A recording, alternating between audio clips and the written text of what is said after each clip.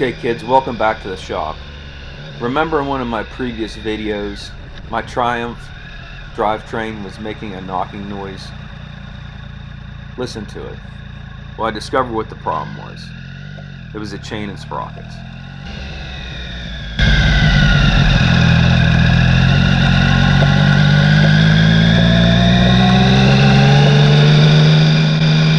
So in this video, I'm going to show you how to change the chain and sprocket on my Triumph, and the chain is a riveted chain. Stay tuned.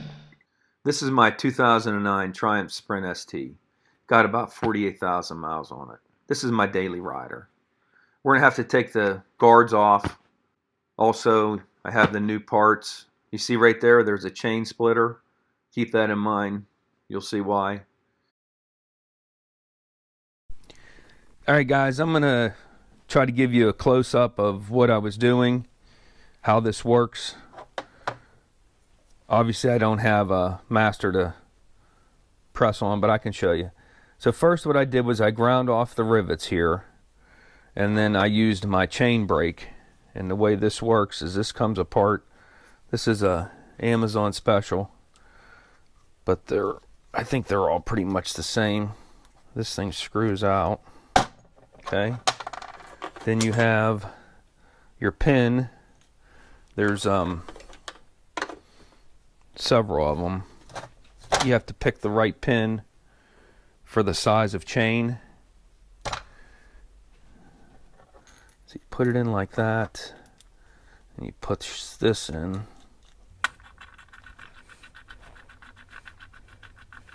Okay. I'm not sure what the spring's all about, but and then what you do is once you have it ground off, you put this end in here like this, and you just tighten this down onto the end that you ground off.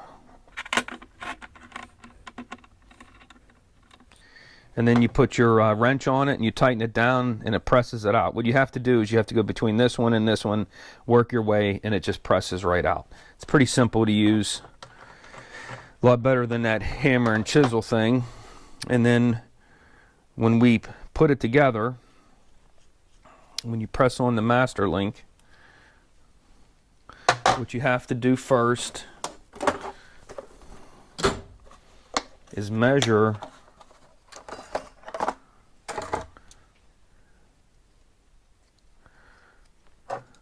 the width of this.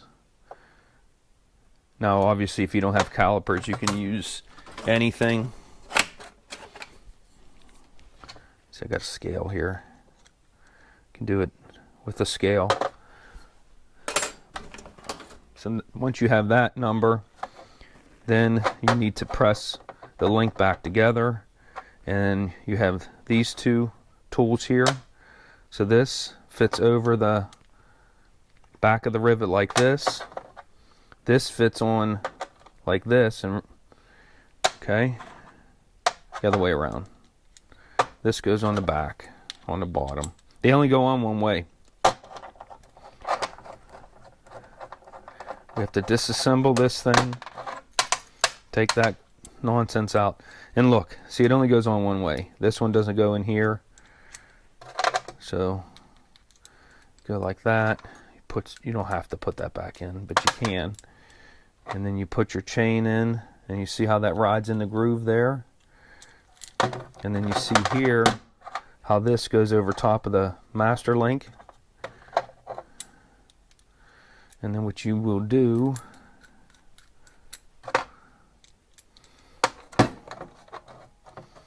and can you guys see that? Just like that. So then see how the rivets are inside that? And then what you end up doing is you proceed cranking this down until you get this dimension. Okay? Now and it's going to take quite a bit of force to do that, because it is a force fit. And then once you do that, you need to rivet. And then here's the riveting tool. Okay? And you put that in here. No spring. Or no.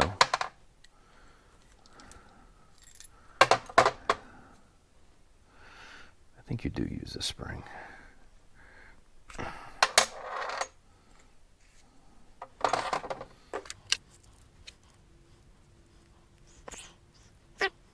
And you just want that sticking out a little bit, okay? Then you take that off. You choose one of your anvils, whatever fits, okay? You put that in there, and then you proceed to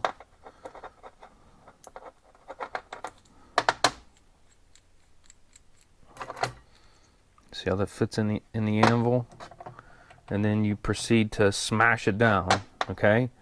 Now here's the other thing you have to do. You have to measure this area here. It's a 0.227, okay?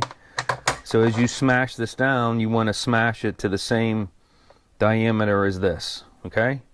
And it takes a lot of force. You see I put a breaker bar on it, and you just smash it down, and that's how you do it. It's very easy, but don't smash things too far because you still want your chain to work. If you take your measurements, you'll be fine. All right, hopefully that explains it. We're going to have to bend over this keeper, and also this chain is riveted, so I'm going to have to grind it off. All right, remember kids, use the proper PPEs here. Put your safety glasses on, wear long pants, and wear boots. Hairy legs and moccasins are not proper PPEs. Alright, next, grab the rustiest hammer you have and an old clapped out chisel and start beating the snot out of this chain. Now what I wasn't thinking here, this chain's garbage. I should just cut the link. I don't know why I was trying to break it. And also remember at the beginning of the video, I have a box with a chain breaker in it. Just use that, it's a lot easier. I removed the rear sprocket using an impact gun. And this is a perfect shot of my knee. I bend over the keeper that's retaining the nut, and then I zip it off using my impact gun.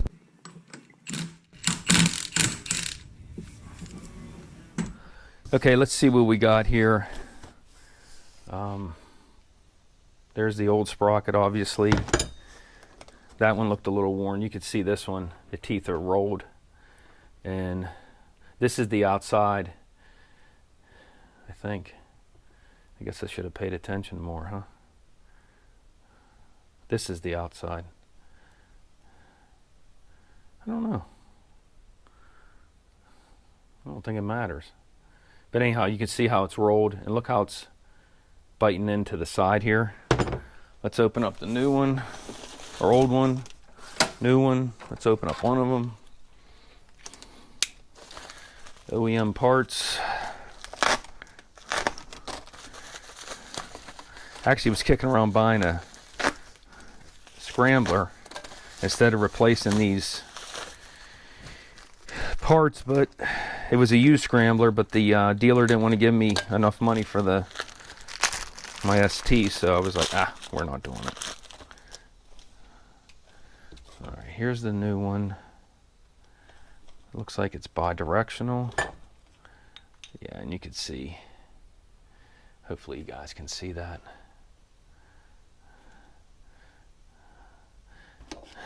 Yeah, the chain ain't supposed to be doing that, boys. Yeah, look at the difference.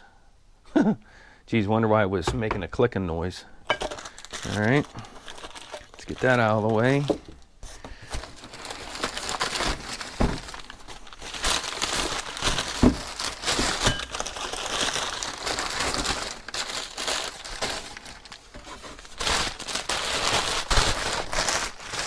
I'm going to tell you at first glance here, the old one doesn't look bad. The old one's not bad. I could have got away with that.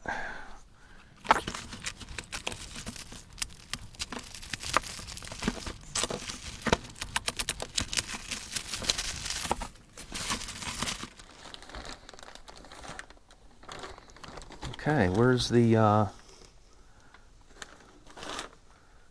Where's the master? What? It's a continuous chain. Oh boy, now what?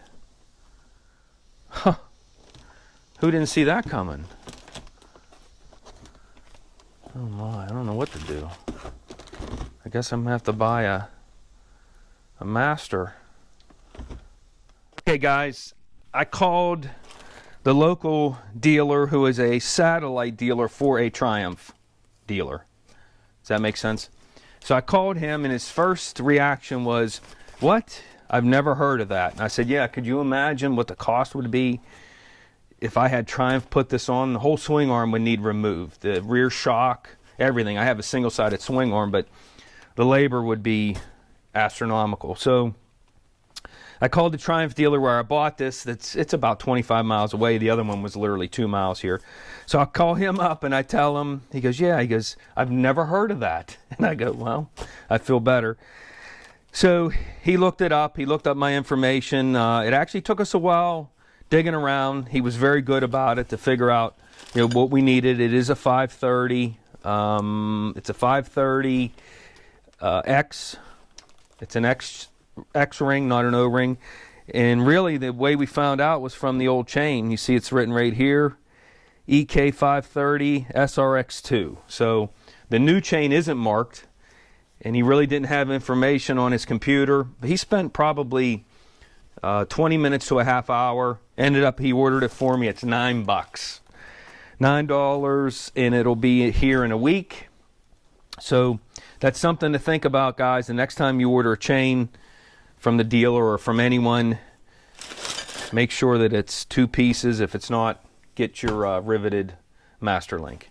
So what we're going to do now is we're going to head back to the bike. I can at least get my sprockets on, put it away, and let it sit for another week. Maybe I'll get to ride that this summer. So I installed the new sprockets. The installation is the same as the removal, except for in reverse, obviously.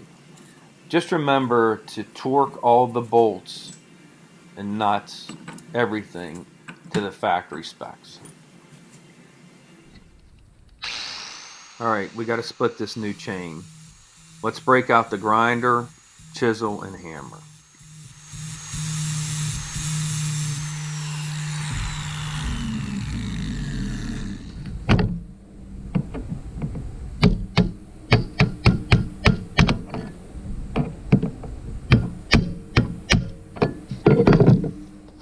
For some reason this new chain is considerably longer.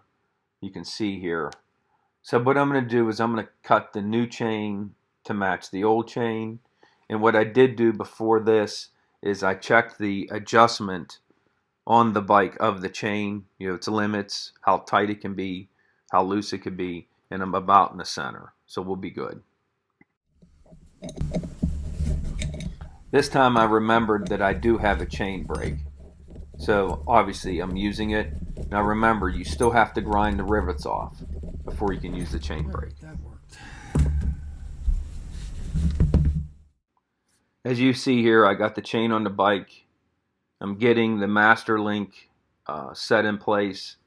You have to make sure you have your O-rings or X-rings in the right place, obviously. There's 2 in the back, and then there's 2 in the front when you press that plate on. This anvil goes on the back. This presses it on here. This does take quite a bit of force. Now remember, don't press it on too far because it will bind up the chain. Take measurements as you go and take your time. I want the dimension of the master link to be the same as the existing links. That's what I'm measuring here.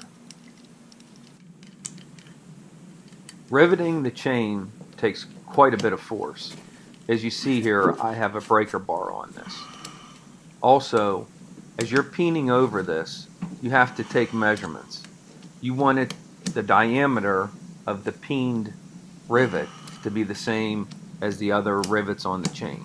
Does that make sense? .224. We're living with that. Like I said, this is .227.